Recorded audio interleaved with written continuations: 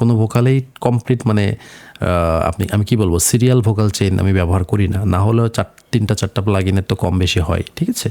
Cause আপনি হুবহু এক জিনিস যদি ব্যবহার করেন আপনার সব ভোকাল একই রকম লাগবে, একঘেয়েমি লাগবে। সো আপনি অ্যাজ এ আর্টিস্ট আমার কথা বলি, আমার কি সব কিছু যদি আমার কণ্ঠে হয়, সো আমাকে প্রত্যেক ভোকাল সেম রাখা যাবে না, তাহলে আমার অডিয়েন্স বোরিং মানে এক বোর হয়ে যাবে। সো আমার প্রত্যেকটা প্রজেক্ট আমাকে ডিফারেন্ট প্লাগইন ব্যবহার করতে হবে, ডিফারেন্ট টেক্সচার দিতে হবে, ভোকালে ডিফারেন্ট ইফেক্ট ক্রিয়েট করতে হবে, দেন হচ্ছে আমি একটা ইউনিক সেন্স ক্রিয়েট করতে পারবো এই ভোকাল থেকে।